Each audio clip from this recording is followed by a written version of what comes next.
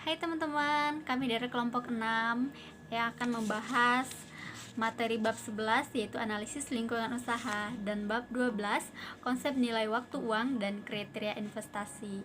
Baiklah, materi yang pertama akan dibacakan oleh teman kami Mika. Analisis lingkungan usaha. Yang A. Studi kelayakan usaha merupakan suatu langkah yang penting dilakukan dengan tujuan untuk menemukan apakah lingkungan di mana usaha itu akan didirikan nantinya tidak akan menimbulkan ancaman atau justru dapat memberikan peluang di luar usaha yang utama. Untuk menghindari segala kemungkinan pengaruh negatif, sebaiknya dari awal untuk mendirikan usaha itu perlu membuat kajian lingkungan dan dimasukkan ke dalam unsur penilaian dari kelaikan usaha. Kegiatan usaha juga tidak saja berdampak negatif, tetapi juga akan membawa dampak ekonomi atau akan mendatangkan kontribusi positif ke arah pertumbuhan ekonomi. Untuk membuktikan dan menghitung seberapa besar kontribusi usaha itu pada pertumbuhan ekonomi, perlu bagi pelaku studi mencari dan meneliti dampak ekonomi pada pendirian usaha yang akan didirikan. Yang B. Dampak sosial usaha.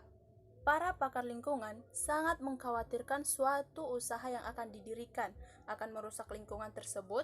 Tatanan masyarakat, kehidupan masyarakat akan mengalami perubahan dengan adanya usaha atau pabrik yang akan didirikan di lingkungan mereka tinggal. Pelaku studi harus mampu membuat prediksi sebelum usaha itu ada, sehingga nantinya jika terjadi pendirian usaha kemungkinan hal itu semua sudah dapat diperhitungkan sebagai beban dari proyek. Dan suatu hal yang penting bahwa penelitian itu haruslah dilakukan dengan benar, karena jika salah, maka akan berakibat fatal kemudian hari. Ada kemungkinan perusahaan akan merugi dalam jumlah yang sangat besar, bahkan tidak tertutup kemungkinan perusahaan akan dilarang beroperasi. Yang C. Dampak ekonomi usaha. Pendirian suatu kecil apapun akan selalu menimbulkan ekonomi. Namun demikian, untuk mendapatkan gambaran yang jelas adalah penting bagi pelaku studi kelayakan untuk membuat kajian dalam menggunakan dampak ekonomi. Dampak ekonomi itu antaranya adalah 1. Besarnya tenaga kerja yang terserap oleh suatu usaha yang akan didirikan. Yang kedua, apakah ada usaha kaitan yang muncul akibat usaha ini? Dan yang ketiga, besarnya penerimaan pemerintah dengan adanya usaha baik yang berasal dari retribusi, pajak, pertumbuhan usaha, dan pajak penghasilan. Yang keempat, besarnya kontribusi usaha terhadap penumbuhan pendapat masyarakat dari sekitar lokasi usaha. Dan yang kelima, besarnya kerugian akibat dari peralihan fungsi lahan atau tanah lokasi usaha. Dan yang D, dampak fisik. Studi mengenai dampak fisik ini bertujuan untuk mengetahui ada tidaknya kemungkinan bahwa akibat dari pendirian dan proses produksi dari usaha ini akan menimbulkan pencemaran udara, pencemaran air, sangat bising, dan perusakan penglihatan, baik bagi karyawan maupun baik bagi masyarakat yang ada di sekitar lokasi usaha.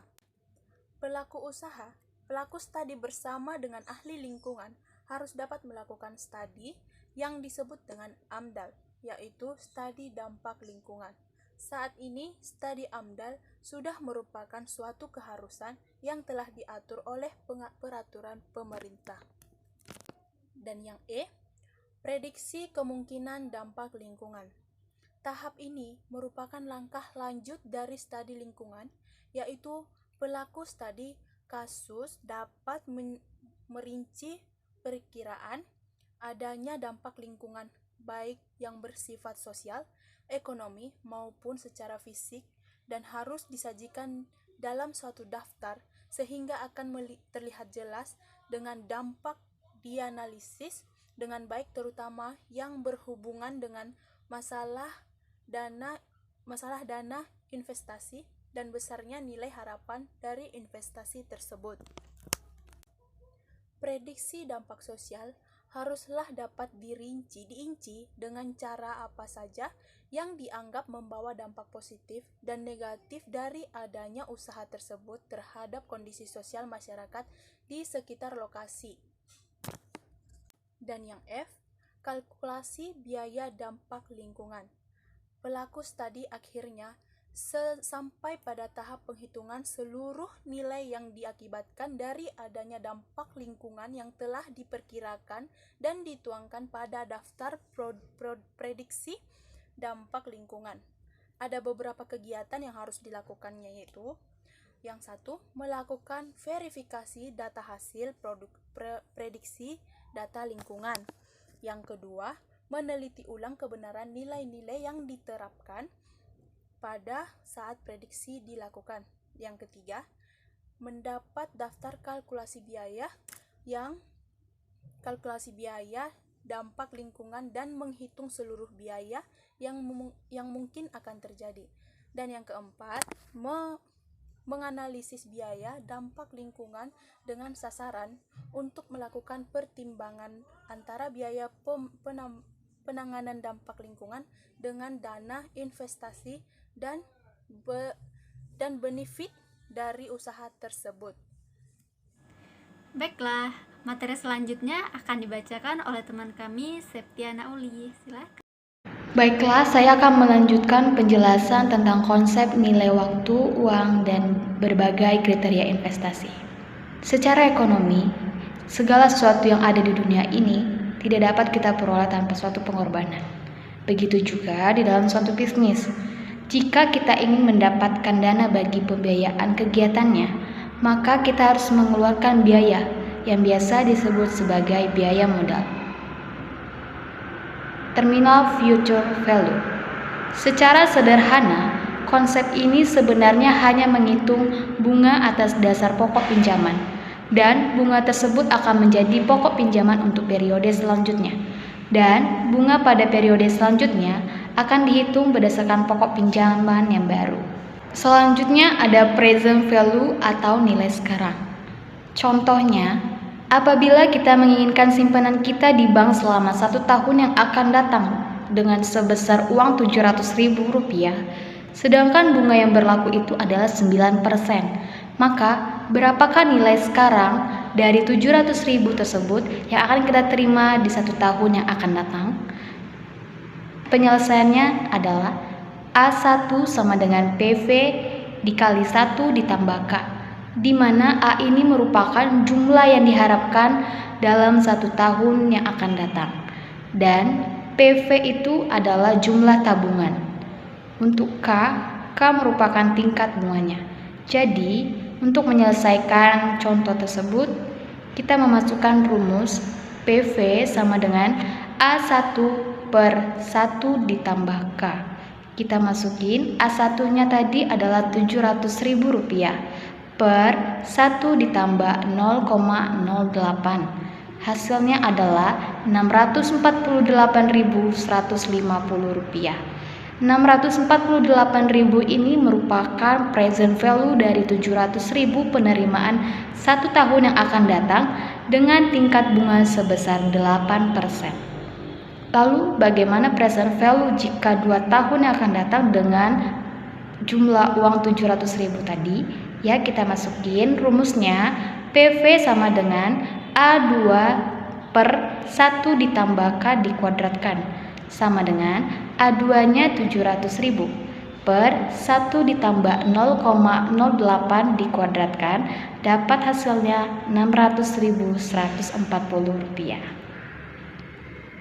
Present value dengan perhitungan bunga lebih dari sekali dalam 1 tahun juga dapat diselesaikan seperti halnya pada terminal value.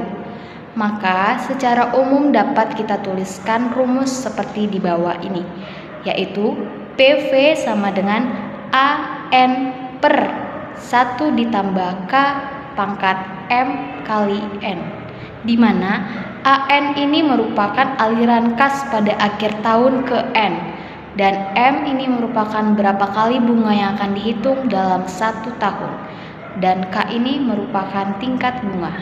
Contohnya, present value dari 100.000 yang akan diterima akhir tahun ketiga dengan diskon rate sebesar 10% dihitung kuartalan adalah PV sama dengan 100.000 per 1 ditambah 0,10 per 4 pangkat 4 dikali 3 sama dengan Rp74.360.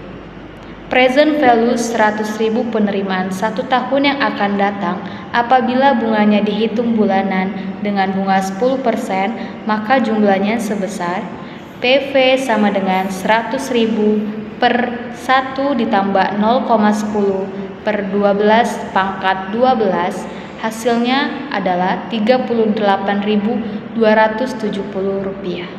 Internal Rate of Return atau IRR merupakan tingkat bunga yang menyamakan present value aliran kas keluar yang diharapkan dengan present value aliran kas masuk yang diharapkan. Secara sistematis dapat dijelaskan sebagai berikut.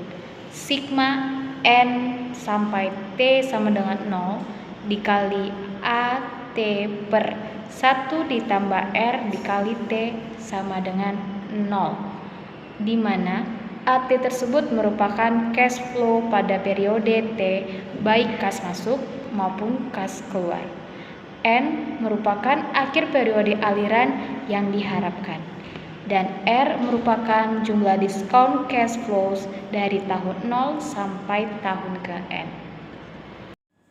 Baiklah, materi selanjutnya akan dibacakan oleh Vivi. Silakan Vivi. Baik, saya akan menjelaskan bagian yang E, yaitu kriteria penilaian investasi. Terdapat 6 metode penilaian investasi suatu proyek yang biasa digunakan. Yang pertama, accounting rate of return. Yang kedua itu average accounting rate of return. Yang ketiga payback, kemudian internal rate of return, new present value, profitability index. 3 metode yang pertama hanya cocok digunakan apabila kas yang diharapkan terjadi pada setiap akhir tahun. Baik, saya akan menjelaskan yang pertama itu accounting rate of return. Merupakan rasio antara laba setelah pajak terhadap investasi. Metode ini hanya didasarkan atas data laporan keuangan. Sebagai contoh, pergantian mesin lama yang masih memiliki nilai buku yaitu 2 juta dengan mesin baru senilai 18.500.000, sedangkan biaya pemasangannya 1.500.000, sehingga total investasi adalah sebesar 20 juta. Dikurangi penjualan mesin lama yaitu 2 juta. Jadi sebesar 18 juta. Pergantian mesin tersebut dapat menghemat biaya tenaga kerja, biaya perawatan, dan biaya kas lainnya sebesar 7.100.000 setiap tahun selama 5 tahun. Nah, misalnya tarif pajak sebesar 40% dan metode depresiasi yang dipergunakan adalah garis lurus, maka aliran kas masuk bersihnya sebagai berikut. Ini ya, tambahan penghematan 7.100.000, depresiasi mesin baru 4 juta, depresiasi mesin lama 400.000. Tambahan depresiasinya 3.500.000, tambahan keuntungan sebelum pajak 3.500.000, pajak penghasilan 40%.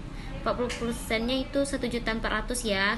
Tambahan keuntungan setelah pajak 2.100.000, tambahan depresiasi 3.600.000, tambahan aliran kas masuk bersih 5.700.000.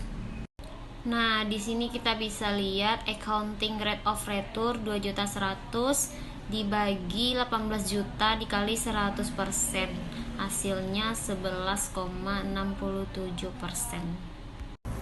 Sedangkan average accounting rate of return adalah rasio antara laba setelah pajak terhadap investasi, rata-rata 18 juta dibagi 2 sebesar 9 juta. Metode ini sangat sederhana dan mudah dilakukan, namun memiliki banyak kelemahan. Kelemahan yang paling utama adalah karena metode tersebut berdasarkan pada data kuantitas. Metode ini sangat sederhana dan mudah digunakan, namun memiliki banyak kelemahan. Kelemahan yang paling utama adalah karena metode tersebut berdasarkan pada data akuntansi, bukannya aliran kas. Bagi para investor tentunya kas lebih penting karena dengan kas investor dapat memenuhi kewajiban finansialnya dan membiayai kegiatan operasional bisnis. Yang kedua itu payback. Payback period suatu investasi menunjukkan berapa lama atau jangka waktu yang diisyaratkan untuk pengambilan initial cash investment atau investasi. Payback juga merupakan rasio antara initial investment dengan cash flow. Untuk mencari payback apabila cash inflow-nya tidak sama setiap tahun, maka dapat dilakukan dengan mengurangi masuk terhadap investasi. Nah, untuk contohnya di sini contoh investasi pergantian mesin lama dengan mesin baru, maka payback periodnya sebagai berikut. Payback period 18 juta dikurang 5.700.000 dikali 1 tahun. Hasilnya itu 3,16 tahun. Hasilnya itu 3,16 tahun. Jika payback telah kita dapatkan, maka untuk menilai apakah investasi tersebut diterima atau ditolak, kita bandingkan payback yang diisyaratkan atau ditentukan. Metode ini cukup sederhana sehingga mempunyai banyak kelemahan. Kelemahan utamanya adalah metode ini tidak memerhatikan aliran kas masuk setelah payback. Jadi seandainya ada 2 atau lebih investasi yang sama-sama memiliki payback yang sama, maka metode ini akan menilai indifference terhadap investasi tersebut. Metode ini umumnya dipergunakan payback period yang makin pendek bagi investor, berarti semakin kecil resiko yang dihadapinya. Dan semakin panjang payback periodnya, berarti semakin besar resiko yang dihadapi. Nah, kita masuk ke 3, yaitu internal rate of return atau IRR. Metode yang telah dibahas selanjutnya hanya mendasarkan pada aliran kas dan laporan rugi laba tanpa memperhatikan nilai waktu uang. Oleh karena itu berikut akan dibahas metode lain yang lebih baik. Metode ini disebut dengan discounted cash flow methods, yang terdiri atas 3 metode, yaitu yang pertama internal rate of return, net present value, dan profitability index. Yang keempat itu net present value atau NPV. Seperti halnya metode internal rate of return, metode yang net present value pun merupakan pendekatan discount cash flow ya dalam capital budgeting. Dengan menggunakan metode net present yang value, seluruh aliran kas di present value kan dengan required rate or rate of return. Yang kelima itu profitability index atau sering juga disebut dengan benefit cost ratio, yaitu rasio antara present value plus of return. Yang kelima itu profitability index atau sering juga disebut dengan benefit cost ratio, yaitu rasio antara present value plus dengan present value outlay. Kita dapat lihat rumusnya ya teman-teman. Ini ya rumus untuk profitability index dengan present value outlay. Kita dapat lihat rumusnya ya teman-teman. Ini ya rumus untuk profitability index. Nah, metode ini juga memiliki kelemahan ya. Kelemahannya yaitu saat kita dihadapkan untuk memiliki proyek yang profitable disebabkan oleh profitability index. Tidak lebih sebagai rasio saja, bukan dalam rangka absolut, sehingga kita jadi satu investasi yang mempunyai profitability index yang besar. Kemudian setelah mempelajari berbagai kriteria penilai investasi, timbul pertanyaan metode mana yang seharusnya digunakan. Secara teoretis, net present value memberikan hasil yang lebih baik. karena net present value mengkonsumsi bahwa cash flow setiap tahun diinvestasikan kembali dengan reinvestment rate sebesar internal rate of return. Dengan demikian, untuk investasi yang memberikan internal rate of return yang kurang relevan. Karena pada dasarnya cash inflow mempunyai kesempatan yang sama, sehingga kita harus mengkonsumsi bahwa rate investment rate untuk setiap investasi baru adalah sama. Baiklah, untuk kesimpulan bab 12, konsep nilai waktu uang dan kriteria investasi, kami merangkum ada 4 kesimpulan, yaitu yang pertama, terdapat beberapa metode penilaian investasi yang dapat dipergunakan. Masing-masing metode memiliki kelemahan dan kelebihan, sehingga di dalam penggunaannya semua metode bisa saling melengkapi. Kesimpulan yang kedua yaitu secara teoritis, metode yang baik adalah net present value, karena di samping metode ini mudah juga mempunyai asumsi yang lebih realistis dibanding dengan metode yang lain. Kesimpulan yang ketiga yaitu apabila sebagian investasi dibiayai dengan utang atau modal asing, maka di dalam memperkirakan aliran kas masuk bersih harus disesuaikan dengan bunga setelah pajak. Hal ini agar tidak terjadi double cutting. Kesimpulan yang keempat yaitu bagi para investor yang lebih relevan yaitu kas yang benar-benar ada atau kas yang akan diterima, bukan laba seperti yang dilaporkan oleh bagian akuntansi, bagian accounting, karena dengan kas tersebut dapat dipenuhi kewajiban. Itu dia dari kesimpulan dari bab 12. Terima kasih.